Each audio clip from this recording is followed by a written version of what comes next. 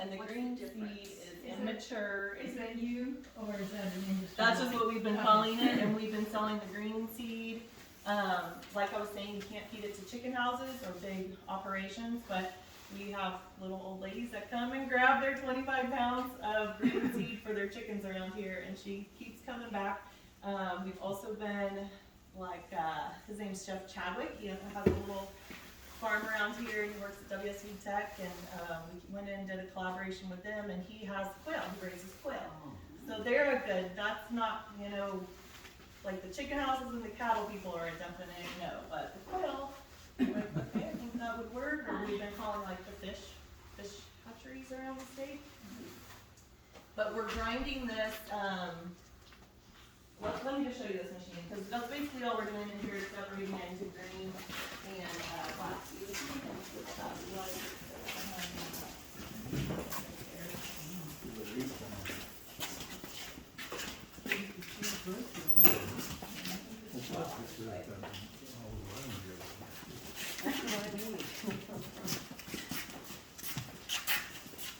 This is not the most efficient system, as you can see, where you need a grain auger, and I think we'll probably end up moving this machine over to the other building. That's, you know, one of the few projects we've taken down and put up a couple times based on changing understanding of what we're doing and how it's gonna work. But this is just that it's just operated by air, so the weight of the seed determines which one of these buckets it'll come out in. And then, like I said, we're separating it into green seed for animals. And then we're taking the black seed over to Cancana, which is in South Wichita. And they actually mostly make CBD out of the flower using CO2 extraction. But his name is Heath that operates that facility, and he had been experimenting with some sunflower seeds recently and said it's just making beautiful sunflower seed oil for some clients in New Jersey. And I said, well, have you tried hemp seed oil and the CO2 extraction? And this is kind of an expensive way to end up with hemp seed oil and protein powder compared to the other way of just crushing it, or it would be called cold press. But cold press doesn't have a food safety step where you fill it with heat or with cold. And the CO2 extraction is negative 375 degrees, so you do, and no oxygen for about an hour and 15 minutes, so you for sure have food safe material. And his facility is CGMP, which is like the highest you can get on food quality standards. So what we're producing from this clean black seed is hemp seed oil and hemp seed protein powder. Those two things, that's the whole seed used all the way up. And then the other building over here is taking the bales that we'll see outside and processing them into herd fiber and dust. But that's the grain side, and really we're not doing a whole lot in here besides just taking it out of the field, which has been a process to get farmers in the area to growing it. And I can tell you a little bit more about how we've been working on that. And if you are an interested farmer like Mr. Weaver here, came early and we talked about his acreage nearby and how he might want to turn it to industrial hemp. Leah, hi. Hi. How are you? Sorry, I'm late. No worries. Glad to have you. Sarah, where are you, where are you selling the oil process? Well, a few places like Leah, through Leah's website at Firefly Food Hub, people can order the both things, the hemp seed oil and the hemp seed protein powder in 8-ounce bottles, and then we'll go outside, kind of make a loop, and then come back into that lobby area, and I'll show you my little cabinet full of hemp materials. But what was I? Oh, there's 1 gallon, 5 gallons, and 8-ounce bottles of it. And then the protein powder we have in 1-pound bags, and then we have what we like to do is sell it by the super sack to more like fish people. But the hemp protein powder, or I don't know, we're really kind of just figuring out what we're doing with these products. Within the past 6 months, I mean, it was just like August when we figured out we could make the oil and the protein powder, and then what to do with it. And So you can buy a 5 gallon, you can buy a 5 gallon bucket of oil? yeah. What is that? Well, like the one guy that just bought it was gonna use it to make some sort of horse additive. So there's a guy, I mean, for personal supply, if I wanted to get a discount deal and take it for the rest of my life, does it go bad? I think, well, I'm serious. I know it You buy olive oil and It it. probably yeah. would after some amount of Yeah, I would time, I probably go don't still know. like other oils. Yeah, I think they do, it's just maybe like a couple of years on the shelf life usually for. I don't think I can use Our it. project No. is a year and a half is what Vince has told me, Yeah, if that helps. yeah, probably around there. So you're processing just seed from this area, from? Yeah, this What's is your all radius? from Pratt, all of the seed that's from here is near Pratt. The bales outside, some are from Oklahoma, some are from Manhattan, and then some are from the Leon area. And I think what we've been doing, like I mentioned, I've been growing for 4 seasons, and the first 2 you had to make a research proposal with the state. And then in 2020, Leah and I worked together on a SARE research grant, so Sustainable Agriculture Research and Education.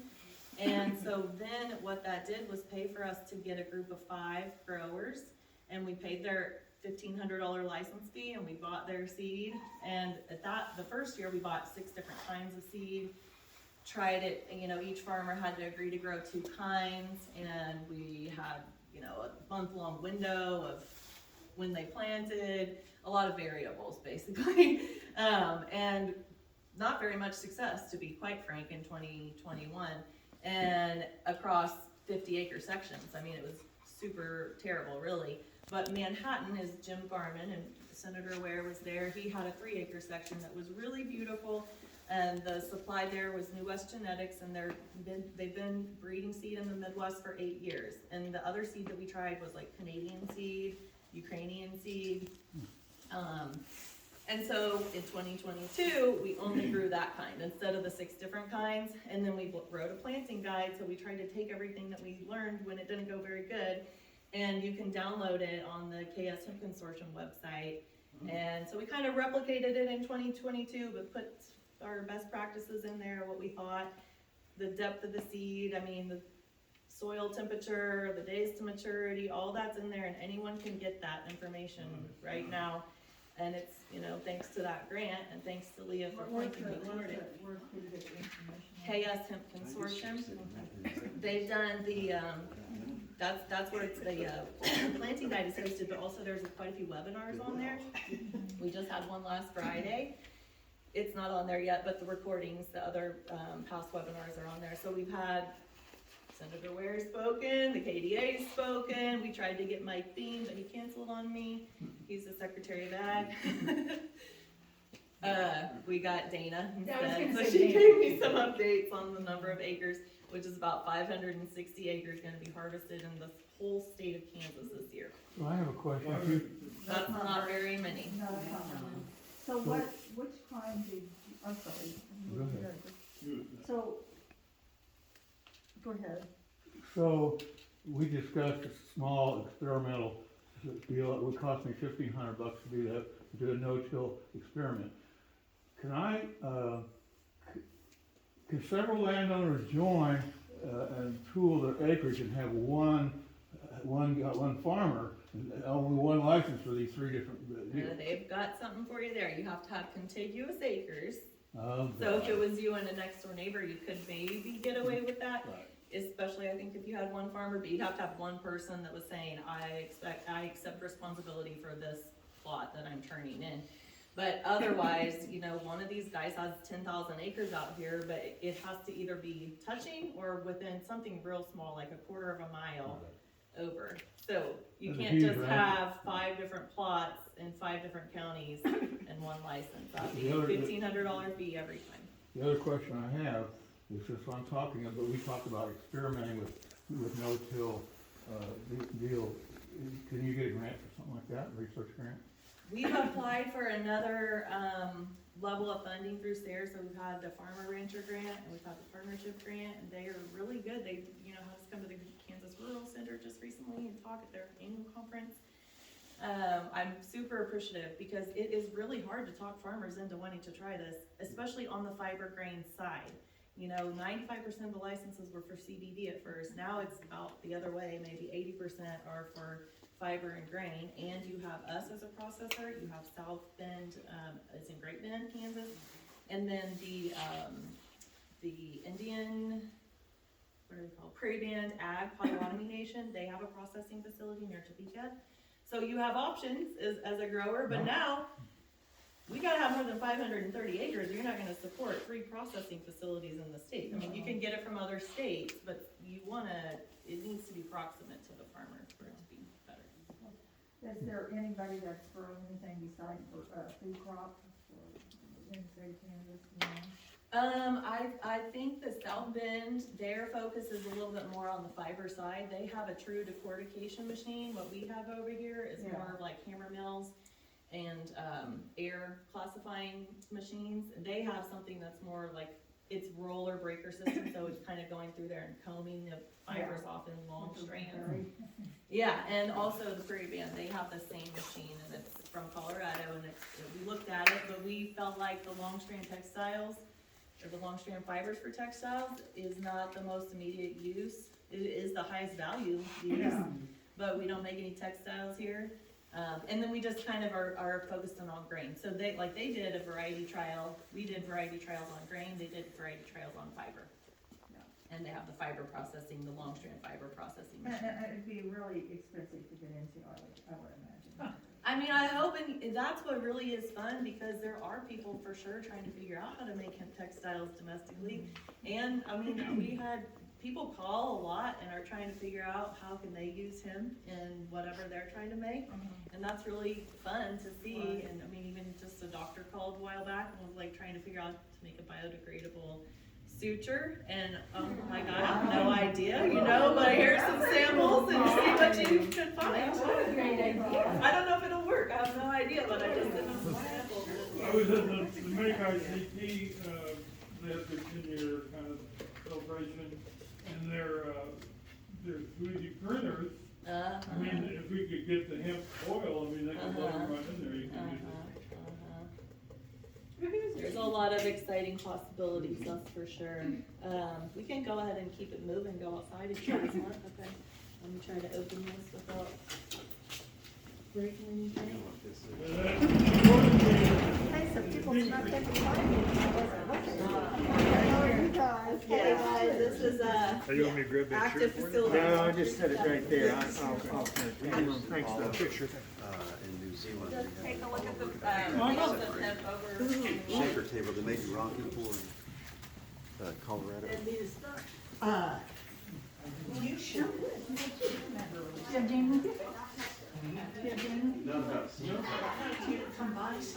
Hello, Senator Hello, Ware. husband. How are you? I'm suiting up. Yeah, I should have something on myself. Now, I don't spend much time outside. They take the decorticator that she's talking about, is like the farmer. They put Going well. the roll bales go in one end. Looking for, some funding for our food hub. Yes, my big push here.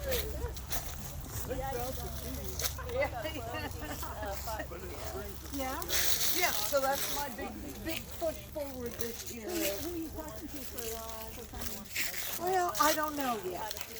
I'll let you know after Christmas. I'm gonna hit that pretty hard. yeah? Because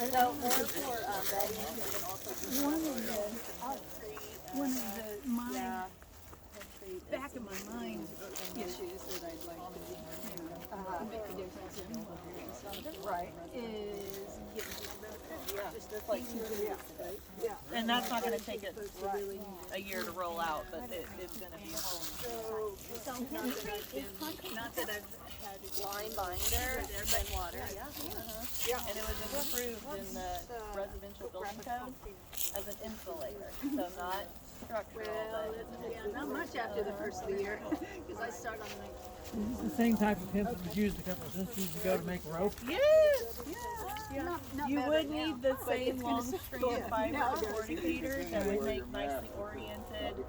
You'll see what our fiber is just kind of mushed up basically. It'd be great for insulation, but it's not gonna be good for any kind of woven material. I think it was in Costa Rica we saw an 1860 hemp rope making machine. Yeah. It's so wild how we got here, you know, and it really, what you're up to, like you can kind of see, because that's why we're still stuck. Critters wouldn't eat it? No, I think it's, you know what, I should have showed you, because you can even see it sitting in there. That's a block of 18 pounds of compressed fiber sitting on the counter in there, that brick of it. I mean, it just, there's a, well, maybe I should have started there, but that cabinet inside, there's this company called Hemp. They're called Hemp Technology, but they're making a product called Hemp, which is an insulation. It's beautiful, you can touch it, you know, way different than fiberglass. It's really, they just won a $500,000 pitch competition. They're in Idaho. They're cool. I mean, we might be able to sell our fiber to them for the hemp wool. It's a matted material, but not rope, not textile. So these are from the Oklahoma farmer. These are from, these are from Leon. This is Dick Fleming. You guys, if you're from around here, might know him. He has a company called Fleming Seed and Grain. And has a lot of acres.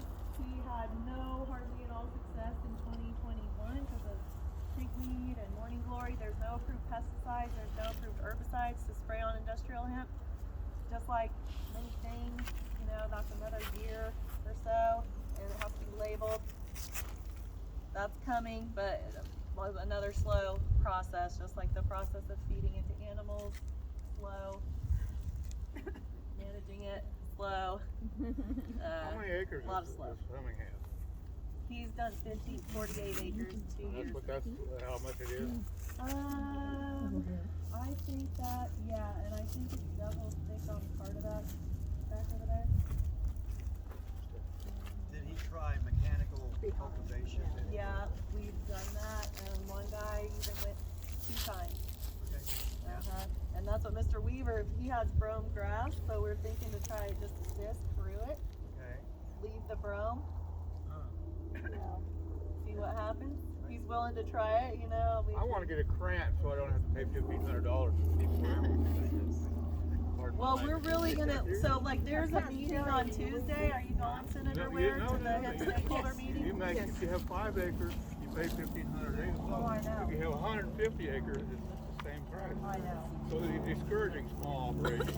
Yeah, we gotta get that changed, and we've gotta get, we're having a hemp stakeholder meeting with the Department of Ag, holds it on Tuesday, and really trying to narrow in on what are a few things we could accomplish this legislative session, and lower fees for sure. And then we have the language they used to approve in Montana, the hemp is animal feed. And it's very simple, and it seems like, you know, we need a champion for it, and see if we can make that happen. Because Montana said that, even though the USDA has said you can't feed it to big chicken houses and livestock, Montana said, well, we're going to go ahead right now, we're going to feed it to horses and companion animals. And so those companies are getting their supply chains developed, and their branding and their formulations, and Kansans are over here, as usual, unable to operate. So are the seeds in here? No, there's no seeds in there. So to harvest, these plants are maybe 8 feet tall, because they're doing good. And to harvest, I was talking to Mr. Weavers, I have not seen in real life, but on the internet, double-headed combine where they could go through one time and take the grain off and swath the fiber at the same pass, but that is not very common. So these, you know, they go through with the combine and take the grain off. It has to be dried down in a grain dryer that most of them don't have within just a few hours. Then cut the stalks off and then leave those outside to dry out for maybe a week or so, and then bale them into these bales. So the grain comes in like this, should be dried. All of this grain here was looking pretty good until it stopped raining in July. And if you bite into any of these, the seed head is just black inside, and it just dried up and died. So the stalks were still harvestable, but as Dick Fleming filled, and the grain, I had it like it was like 1% viable seed. So that's sad. Was it because of the drought, or? That's what we thought, because when we were there at the very end of August, it was not like that. Because if he wouldn't have even harvested it if we'd known it. You know, that was like a lot of fuel. Yeah. Cutting it. By viable, do you mean it will not grow, but you can still use it for oil? You know, maybe, but not. You know, it's not really even worth cleaning at that point because to get to that. Yeah, there was a lot We of could talk. maybe just like give it away for animal feed, or I don't know. But quite honestly, the birds know, and they don't even like it. Oh my God, that's bad. Birds know Probably the not for animals. chickens then. Yeah, I don't think they like the real seed, but they don't like this. They love the real seed. How about Yeah. using it for mulch? A lot of what we've been cleaning, so we when we're cleaning the seed, everything else that's coming out, the little pieces of hemp, we are using as mulch. Is it black? The bad seed? I'll show you some of. No, it's nice and golden. Yeah, Those but just bags the that are laying inside of out the there. seed is supposed to be white and have the hemp heart in it, and it just doesn't have that. So can cattle eat this? They don't like it, right? I don't think. I think more so people are for bedding. The seed yeah. for food and the hay for. Because the bedding. production weight-wise, just counting and the calculus, you're getting 3 tons per acre, which is what you get with any kind of hay. So it's a use for it, then it's viable for other uses for sure. Yeah. We're really excited to use the herd we bought from you in hot compost this year, because so in hot compost you have your brown matter and your green matter. Since we don't spray our grass, we're using our grass clippings, but then our brown matter from the hemp herd is very, very small. So we're hoping that will create a faster process in our hot compost. So we're real excited about using it for that purpose. And it's some of the stuff you told us about, some of the testing on what it's good for in the soil and so on and so forth. So we're very excited to start that one this spring. Cool, yeah. So do you find it needs more wet and not as much as corn, or? In the field? Yeah. Yeah, I think it is for sure less than corn, but It's not still quite a bit. like less than, smaller crop. It's a big 8-foot tall plant, But we have all of my testing has been on non-irrigated Right. plots, except at Firefly, and there we're more focused on breeding genetics that we want. So it's not, production, but we're trying to make it work, because if you have to have irrigated, so that did work kind of pretty good around here, worked real good in Manhattan, but in Dodge City, no, too dry. And then we worked with Pratt Community College. They had 10 acres, and they're kind of like on the edge of western Kansas, and they're non-irrigated, and it was not beautiful, but it was way better than neighboring cornfields and whatever was close to it. And it was cool because they had students involved in that, and that's the biggest. K-State grows a few. They have a greenhouse, and then they have some rows, but it's all hand planted. But Pratt is the only one that did, where you had to use a tractor and hit 10 acres, and actually some kind of like usable information for production farms, and had some moderate success, and brought the kids out, and they were all mainly impressed that the pheasant and the quail were loving it, and could they come and hunt the field, Of because course. they- Well, it sounds like it. Yeah. Where's your growth, Sarah? At Firefly. Oh, that you, I didn't know if you had some acreage too. No, we just have this group of farmers, and so I go out there, and then we try to collect data from the different points in the season and the temperature, and then turn it into like the planting guide, and hold the educational events, and then keep it small No. as it is. But How long did it take before you made any money? we're not making money. You're making your biggest We're sense in really there. long-term investment. I don't do a lot of, I use the hemp part, but I don't do a lot of baking nowadays. So is there anything else I can do with, that's why I haven't bought any. Well, buy the oil for cooking. It's very relevant, very equal to olive oil, isn't it? And it's burn points and. Yeah. It's Yeah. good, and then also you can use It it kinda like has as a a salad nutty. dressing. You could use it as a bread dip. It's good for that. We did a little collaboration. Leah's staff member connected us with WSU Tech, and we went and we took the hemp seed oil there and the hemp protein powder, and I call it protein powder. It is more. Yeah, it could be a flour, but then you kind of get confused with the flour with the W, and so we call it protein powder. And they made pasta, muffins, a pie crust with the protein powder and some cookies.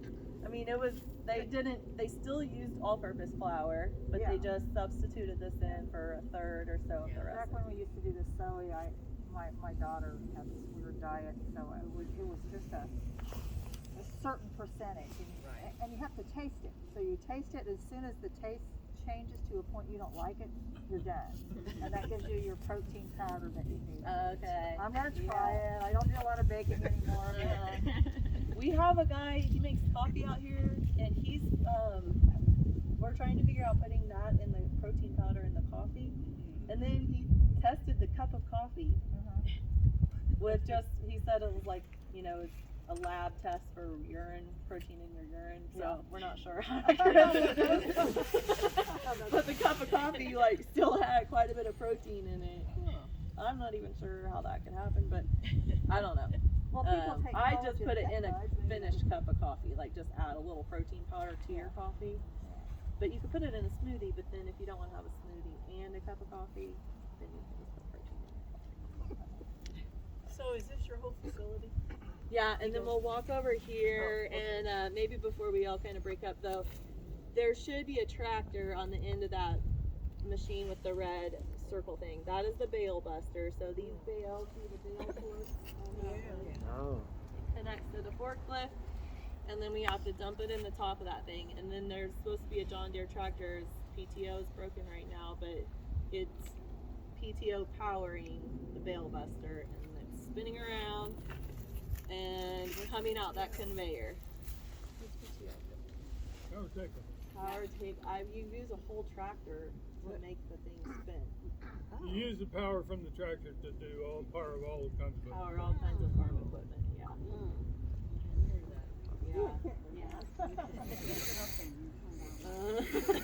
It's high priority. Old style carpentry. Which way should we go? Do you want So, to Sarah, I have a couple of questions just on terms of growing. Is this an annual plant or a perennial?